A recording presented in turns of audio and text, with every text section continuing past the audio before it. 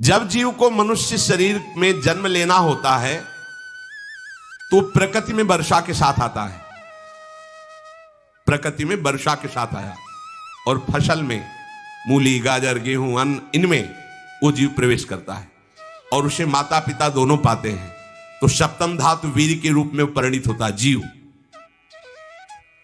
वो वीर कण के रूप में माता के उदर में जब प्रवेश करता है तो एक रात्रि में मां का और पिता का दोनों का वो जो वीर मिलता है, उस रज और वीर के मिलने से एक कलल सा बनता है। 5 रात्रि व्यतीत होने के बाद एक बुदबुदा सा बनता है। 10 रात्रि व्यतीत होने के बाद एक बेर की सी आकृति होती है। फिर उसके बाद उसमें धीरे धीरे मांसपेशियां बढ़ने लगती हैं। 1 महीने में उसके सिर निकल आता है, 2 महीने में हाथ पांव अंगों का विभाग होता है, तीसरे महीने में नख रोम अस्थि चर्म स्त्री पुरुष के चिन्ह प्रकट हो जाते हैं, 4 महीने में मांसादि 7 धातुएं प्रकट हो जाती है, 5वें महीने में चेतना जागृत हो जाती है। जैसे अपने चेतना, ऐसे 5वें महीने में गर्भस्थ शिशु की चेतना जागृत हो गई। जीव है पर चेतना 5 महीने बाद मां के गर्भ में जागृत। अब उसे भूख लगती है, प्यास लगती है, वहां की तापमयी जलन पीड़ा, छोटे छोटे कीड़ों के द्वारा काटना, 6ठे मास में झिल्ली से लपटा हुआ मां की दाहिनी कोख में कीड़े की तरह तड़पता है। उस समय माता को कड़वे और खट्टे पानी की लालसा होती है, जिससे उसके अंगों में जाकर भयंकर जलन होती है। यह है भोग। वो कृमि कीड़े की तरह तड़पता है। मलमूत्र के गड्ढे में बीच में झिल्ली में बंधा हुआ वो जीवात्मा सुकुमार तो होता है, वहां के कीड़े उसे नोचते छोटे छोटे, वो तड़पता है। माता प्रसन्न होती कि जब बच्चा हिलता है बोले है हम, उसकी दुर्गति हो रही, वहां भयंकर कष्ट पा रहा है। ऐसा क्लेश होता है कि क्षण क्षण में बेहोश होता रहता है। माता के खाए हुए कड़वे तीखे गरम नमकीन रूखे खट्टे यही पदार्थ पाने की इच्छा होती है माता, क्योंकि उसको भोग भोगना है। उसके कोमल शरीर में भयानक पीड़ा होती है जब माता ऐसे पदार्थ खाती है। गर्भाशय की झिल्ली में लिपटा हुआ, आंतों और मलमूत्र से घिरा हुआ सिर, पेट की और पीठ और गर्दन एक कुंडलाकार ऐसे कंकड़ जैसा ऐसी आकृति गर्भस्थ शिशु की होती है। पिंजड़े में बंद पक्षी के समान पराधीन, ना तो वो हिल डुल सकता है ना बोल सकता है, बड़ा असमर्थ दुख को भोग रहा है, चेतना पूरी है। इसी समय भगवान द्रवित होकर उसे ज्ञान देते हैं, गर्भस्थ शिशु को, सबको। जे उसे ज्ञान होता है तो सैकड़ों जन्म के कुकर्मों से याद आते हैं, सैकड़ों जन्म के। ओहो, ये मेरे कर्म का ही फल, मैंने ऐसे कर्म किए इसलिए दुख भोग रहा हूं। बेचैन हो जाता है, कैसे निपट पाऊंगा, सैकड़ों जन्म के कर्म जमा है। अब महान अशांति उसके हृदय में, उस शरीर में भयंकर पीड़ा। कुंडलाकार शरीर है, हिल भी नहीं सकता है, बस कीड़े काटते, बड़ी तड़पन, बड़ी जलन, भूख प्यास की जलन।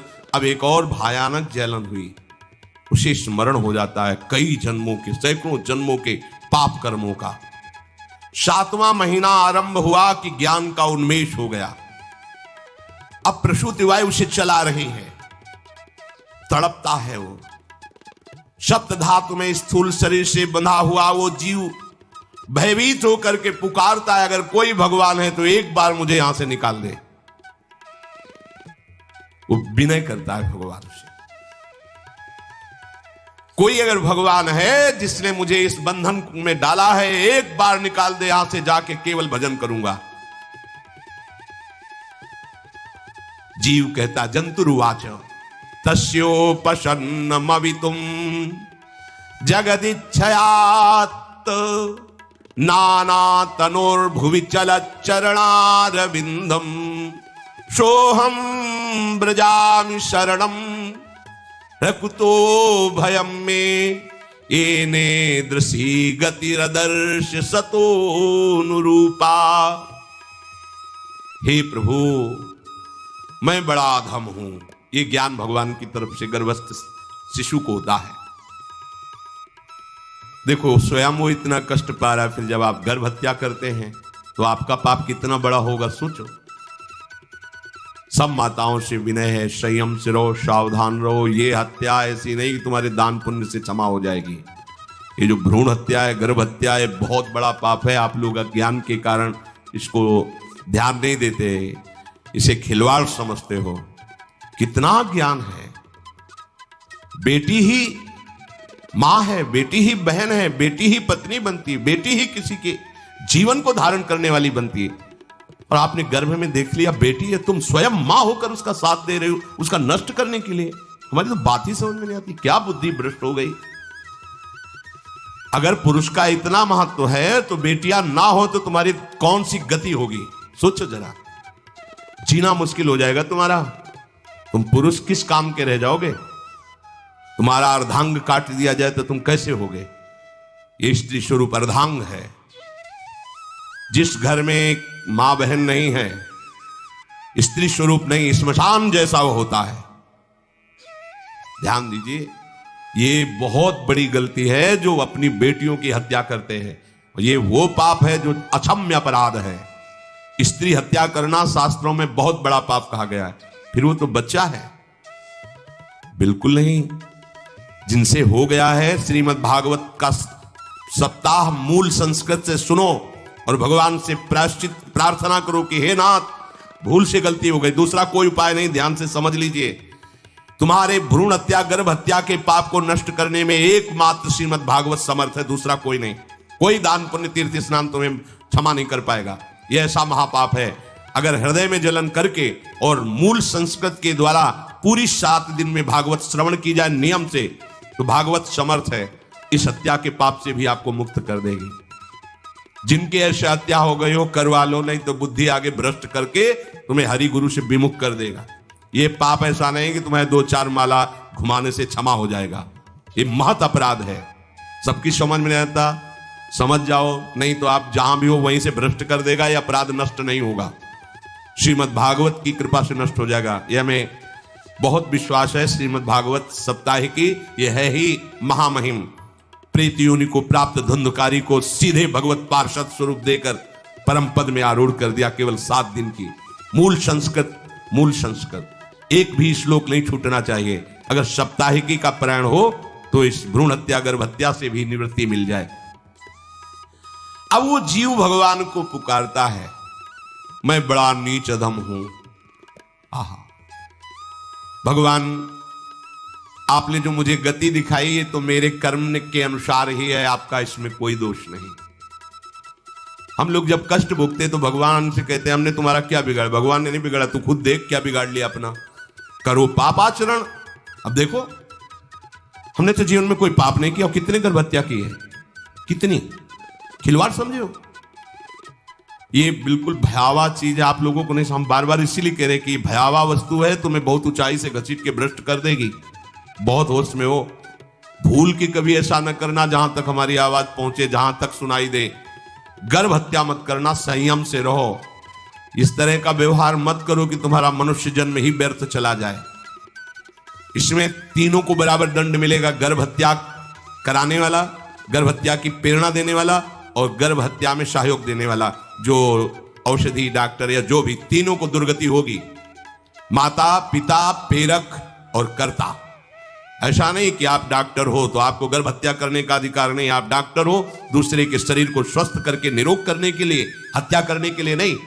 कोई भी हमारा संविधान ऐसा आदेश नहीं करता कि आप गर्भ हत्या कर दो। ना भागवतिक और ना भारतीय संविधान ऐसा संविधान आदेश नहीं करता। अब वो जीव कह रहा है कि प्रभु मेरे योग्य ही है आपने जो मुझे दंड दिया है। मैंने सुना है कि आपकी शरण में जो आता है आप उसकी रक्षा कर लेते हैं। आपकी जो शरण में हो जाता है वो इस भूमि पर, भारत भूमि पर, विश्व पर निर्भय विचरण करता है। कोई उसे भय नहीं प्रदान कर सकता। प्रभु, मैं इस माता के उदर में माया का रहस्य न जानने के कारण ऐसे कर्म किए कि मैं आ गया हूं। बहुत दुख पा रहा हूं। हे निर्विकार अखंड बोध स्वरूप परमात्मा, मैं बार बार नमस्कार करता हूं। प्रभु, मेरे ऊपर कृपा कर दो, एक बार इस गर्भ से निकाल दो। मैं यहां से बाहर जाकर आपका निरंतर भजन करूंगा। ये वादा करके आए हम प्रभु से। सब प्रभु ने करुणा करके हमें चांस दिया है मनुष्य शरीर। प्रभु मैं बहुत जन्मों से इस समय स्मृति आ रही, देख रहा हूं कर्मों में भटकता रहा आपसे विमुख होकर के।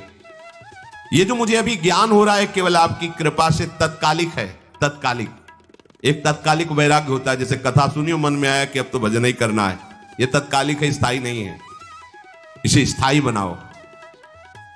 प्रभु आप अंतर्यामी हो, आप सब कुछ जान रहे हो।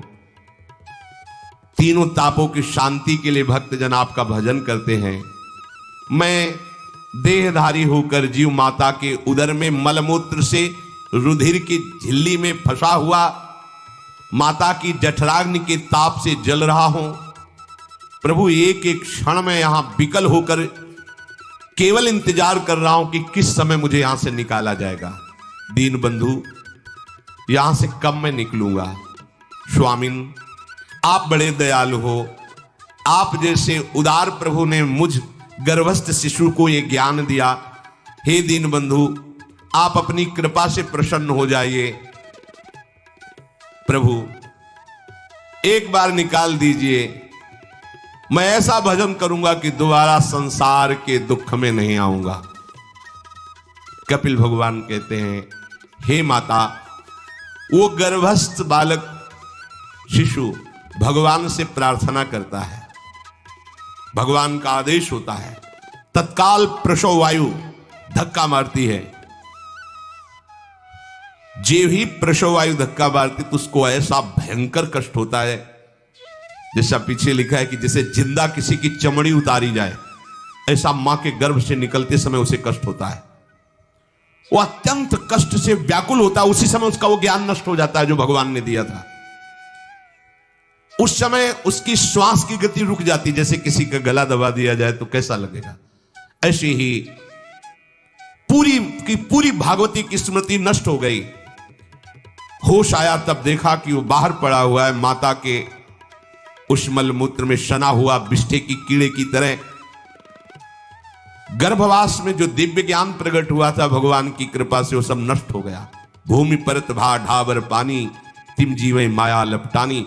चेतन आई तो रोने लगा। वो ज्ञान कहां गया, वो ज्ञानदाता कहां गया। वो कहता कहां कहां, बोले थाली बजाओ, बच्चा हुआ है। और वो तो रो रहा है कि कहां, वो ज्ञान कहां गया जिसके बल से मैं कह रहा था कि बाहर निकाल दो, मैं आपका भजन करूंगा। सब खत्म ज्ञान। जो लोग उसका अभिप्राय नहीं समझते, वो उत्सव मनाते हैं। बालक हुआ है, वो रो रहा है, वो कहां गया ज्ञान, कहां कहां कहां। छोटा बालक यही लोग कहता कहां। अभी जो ज्ञान उत्पन्न हुआ था, जो अभी भगवान का बोध हुआ था, वो कहां गया, कहां गया। घर परिवार के लोग उसका पालन पोषण करते रहते हैं, उसमें कोई निषेध करने की शक्ति नहीं हो रही। मच्छर काट रहा है, दुख हो रहा है, हटा नहीं सकता बालक। उस जीव को शिशु अवस्था में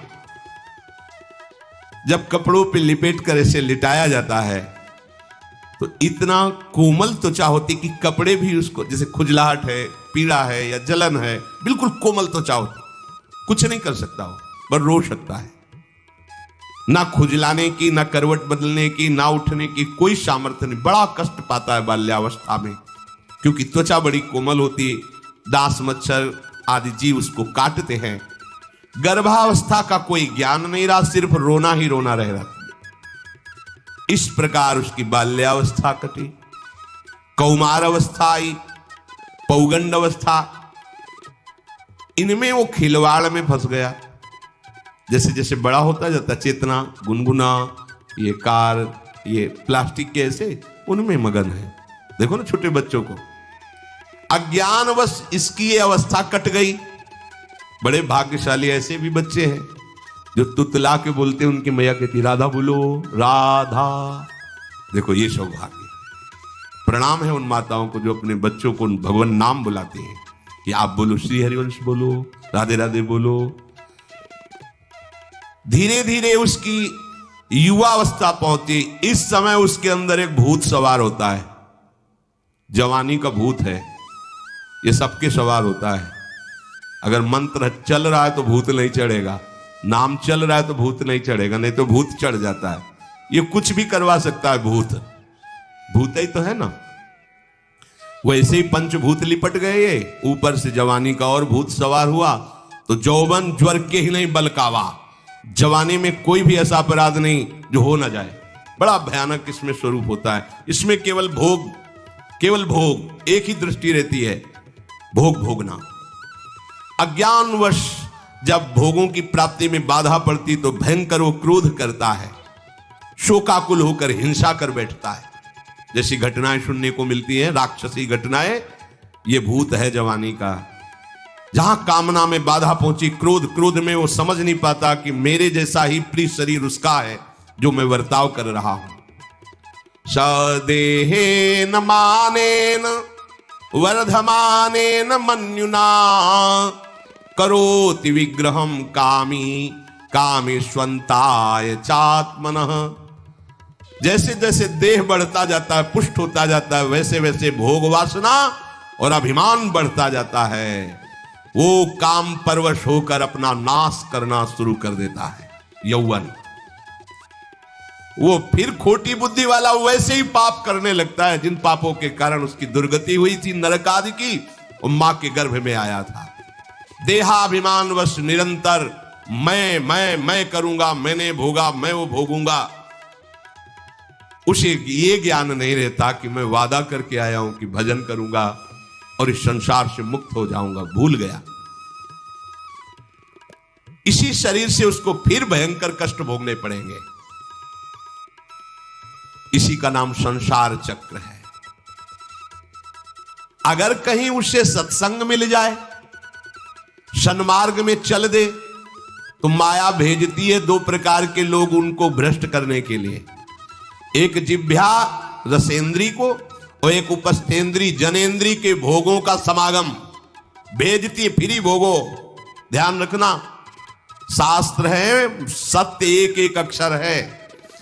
जब किसी को सत्संग मिल जाता है तो सत्संग का प्रभाव होता है भगवत मार्ग में रुचि पैदा करना, प्रभु अच्छे लगना, प्रभु का नाम जप करना, सत्य मार्ग में चलना।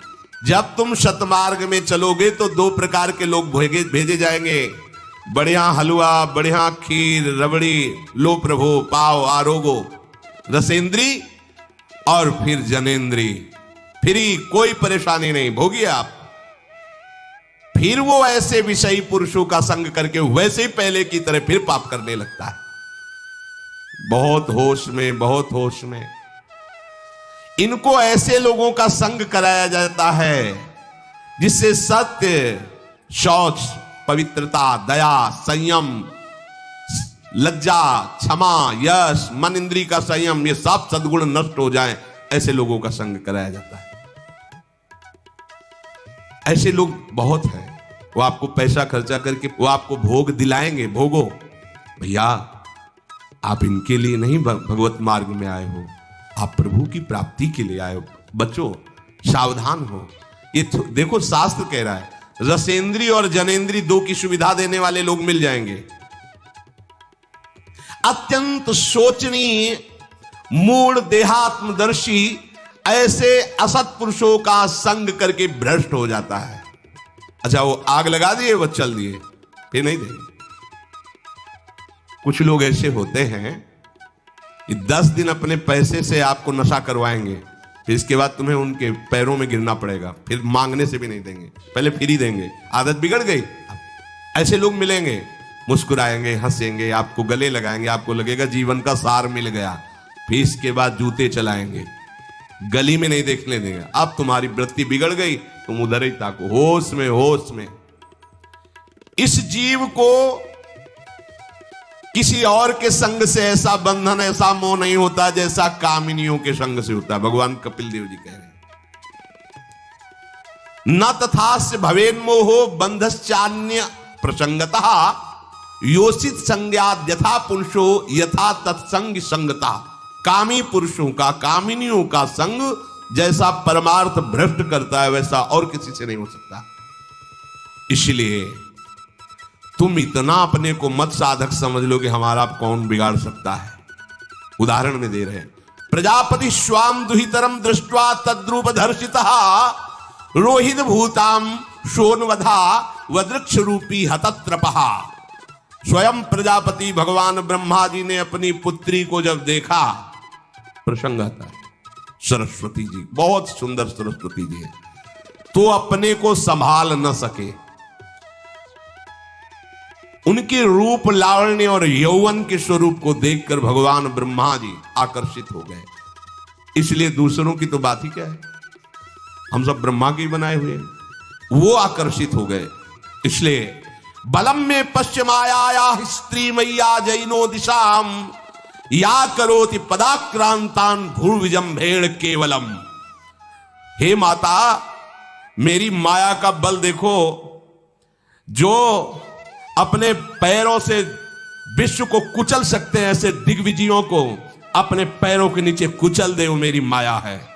देखो, बलम में पश्चिमाया स्त्री मैया जैनो दिशाम, जो 10 दिशाओं पर विजय प्राप्त कर सकते हैं, उनको भी घुटने टिकवा दे, ये मेरी माया है।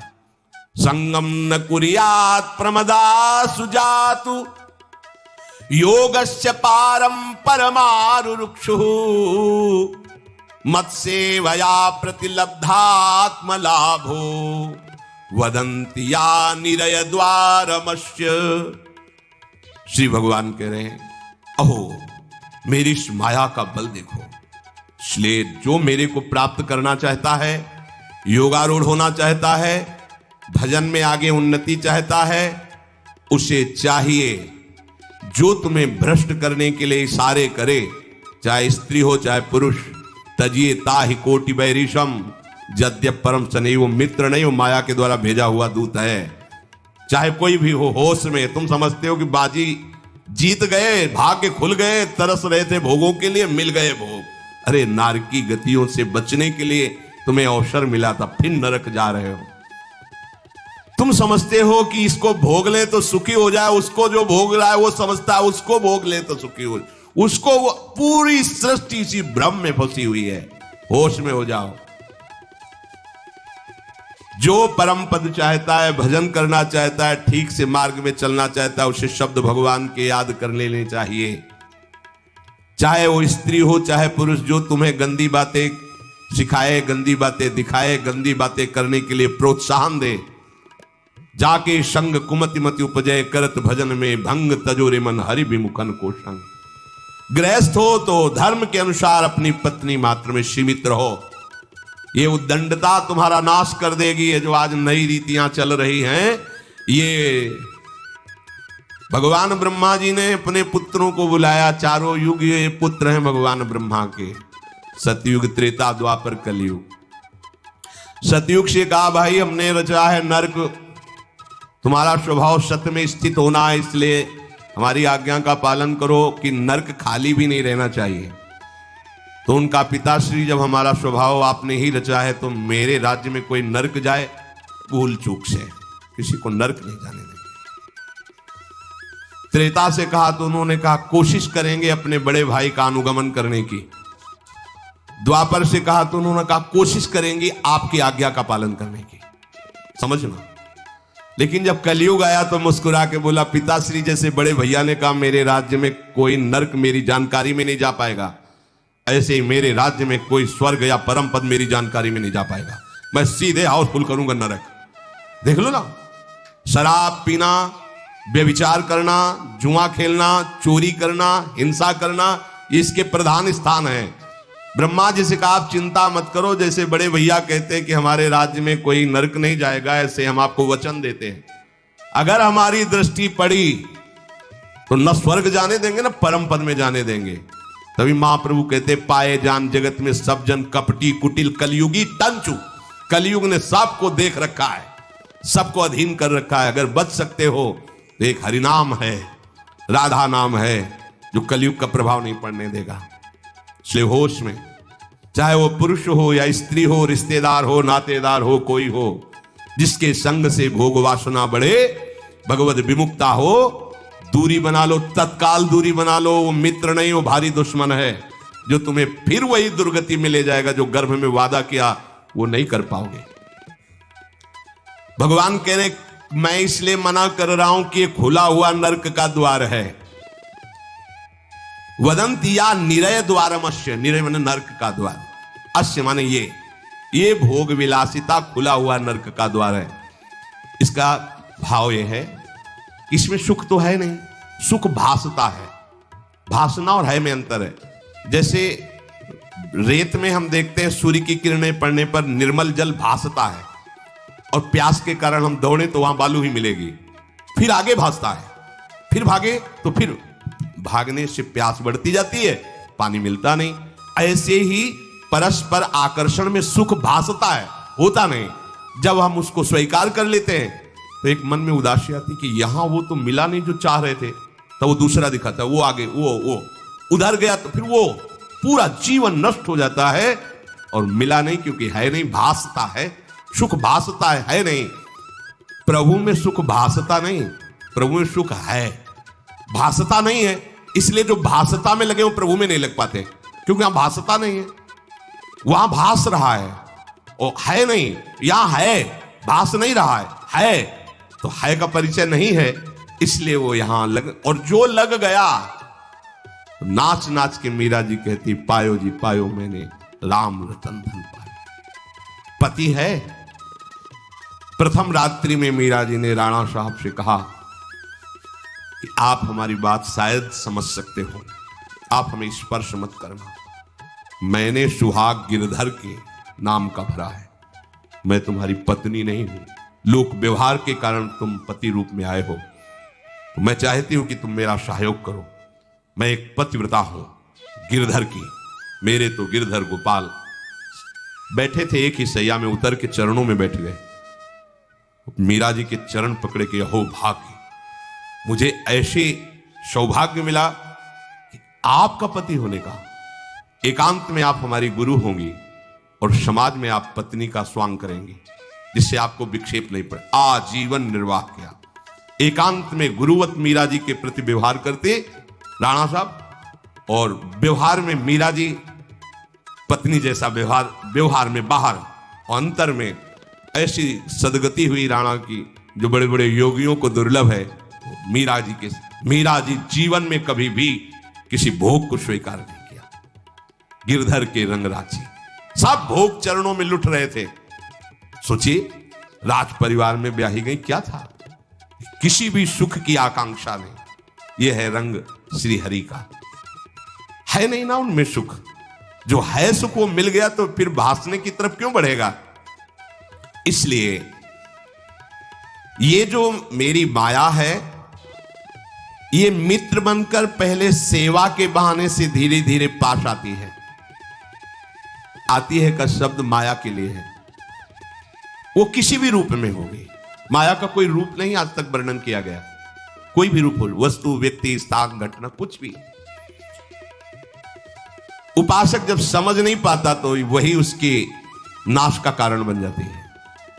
बहुत सावधान, हमें नहीं पता किस रूप में आएगी। जिनको पता है हम उनको अपने पास रखें। वो है नाम, राधा राधा, फौरन पता चल जाएगा आपको पक्का।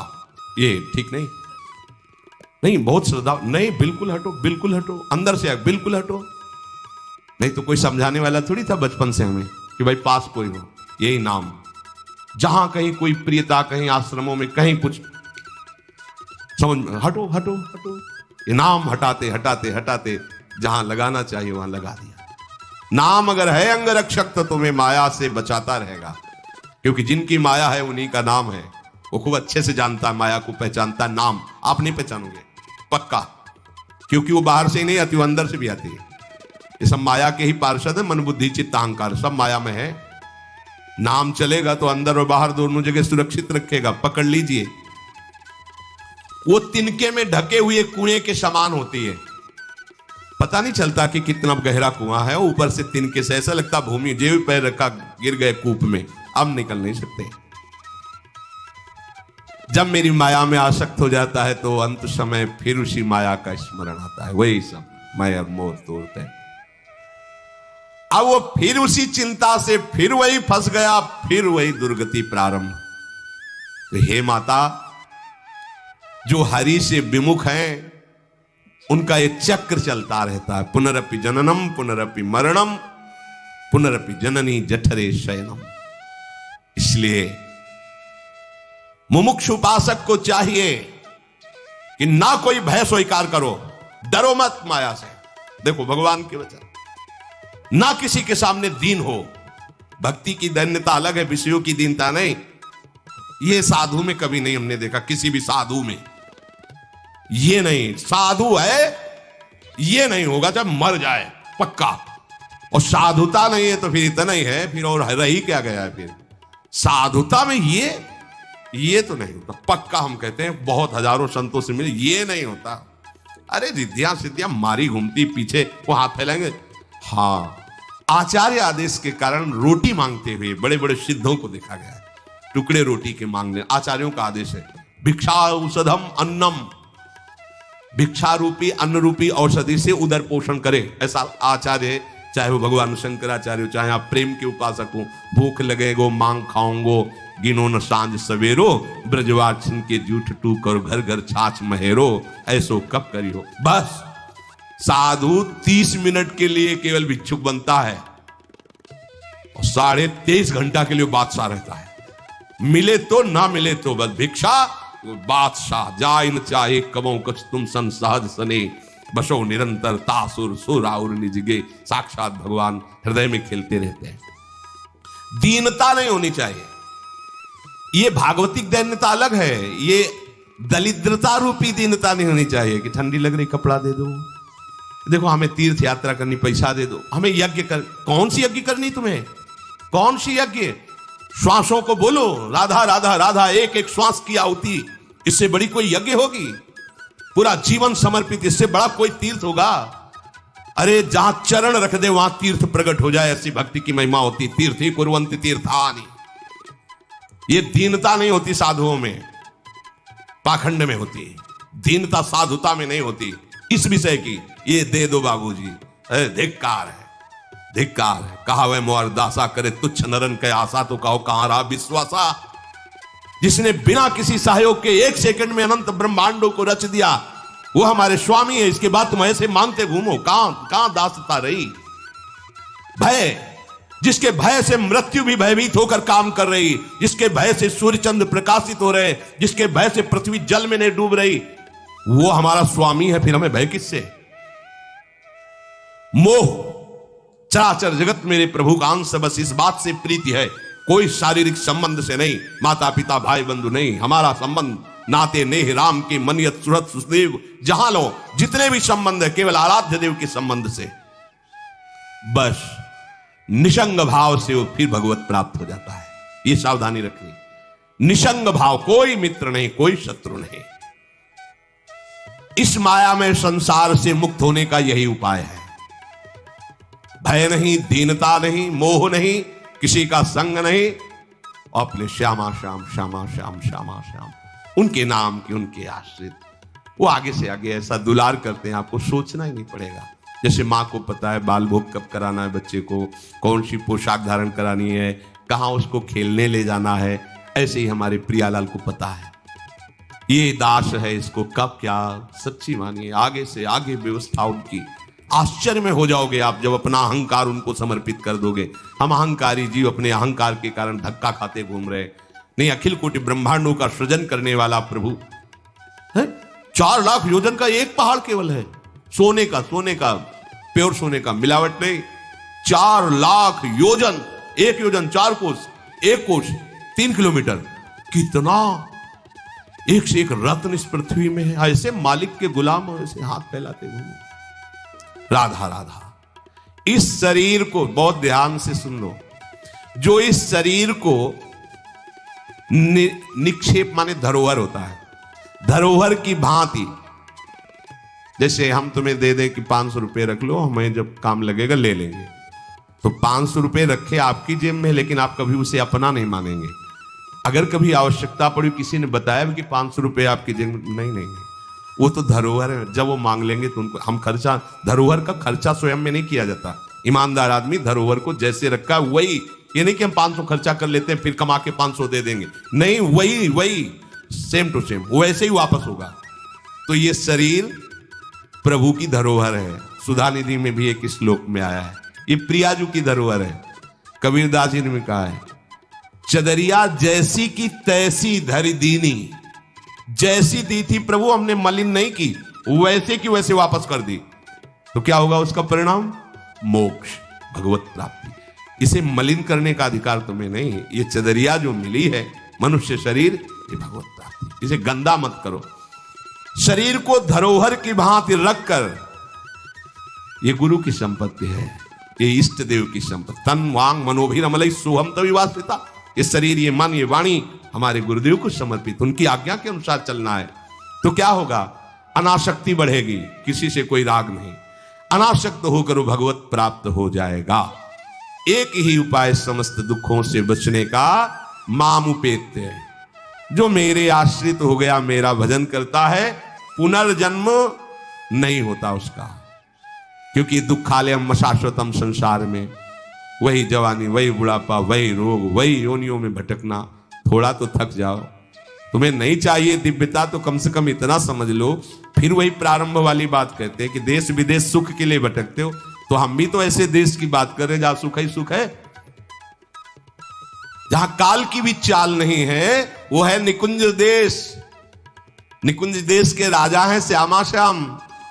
चलो ना वहां, राधा राधा रूपी धन कमाओ, यहां किसी से व्यवहार न करो, प्रेम का व्यवहार भगवत समर्पित करो, राग द्वेष का व्यवहार मत करो, तो इसी जन्म में ये कर्म परंपरा खत्म हो जाएगी।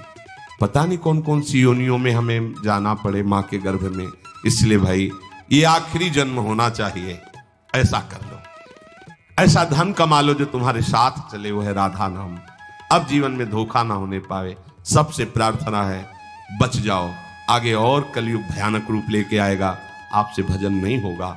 अभी देख लो, न खान पान पवित्र है, न संग पवित्र है, न दृश्य पवित्र है, आगे तो और भी। ये ऐसा समय पैदा करेगा कलयुग कि कोई राम कृष्ण हरि नाम सुनाई नहीं देगा। भाव भ्रष्टाचारा सब संसारा, धर्म सुने नहीं, कहीं स्वाहा स्वधा तो खत्म होता जा रहा है। देख लो, पहले यज्ञों की भरमार होती थी, कहां यज्ञ हो रहे हैं। ऐसे ही अभी सत्संग सुनने को मिल रहा है। कितने जगह सत्संग होता है भगवत प्राप्ति का, कितनी जगह सत्संग होता है, खोज लो आप पूरे भारत में। कितनी जगह शुद्ध शास्त्र सम्मत भगवत मार्ग की बात मिलेगी। कितने नाम जापक रह गए हैं। वास्तविक आगे चल करके आपको सपोर्ट ही नहीं मिलेगा भक्ति का। जैसे अभी डरने लगे कि अगर तिलक लगा के जाएंगे तो ऑफिस वाले क्या कहेंगे। स्कूल में तो कंठी और तिलक ही नहीं धारण करने दिया जाता, बच्चे कहते हैं। घर में कहते हैं तुम सुहागवती हो, कंठी तो विधवा धारण करती हैं। कैसा दुर्बुद्धि घर वाले। और ठाकुर सेवा, ये तो विधवाओं का काम होगा। सच्ची सौभाग्यवती वही है जिसने ठाकुर सेवा स्वीकार कर ली। सच्चा मंगल सूत्र कंठी ही है जिसने हरि का पहन लिया। कैसी मंद बुद्धि है लोगों की। ऐसी मतलब सौभाग्यवती भी कंठी पहन सकती है, तो हमें लगता है इससे बड़ा दुर्भाग्य क्या होगा। हम इसे सौभाग्य मानेंगे। राम हरि कृष्ण बोल न पावे, कंठी न धारण करे, रज न धारण करे, और उसे सौभाग्यवती, तो कौन सा सौभाग्य। मरण धर्मापति, कुछ दिन में वो भी मरेगा, फिर बनना क्या बनना। न भजन लायक रह जाओगे, न संसार लायक रह जाओगे। प्रार्थना मान लो, थोड़ा कड़ुआ लगेगा लेकिन बहुत मीठा है परिणाम इसका। यतदग्रे विस्मयो परिणामे अमृतोपमम। जिसमें शुरुआत विष जैसी लगे उसका परिणाम अमृत में होता है। खूब भजन करो और इसी जन्म में श्री जी को प्राप्त करो। श्री राधा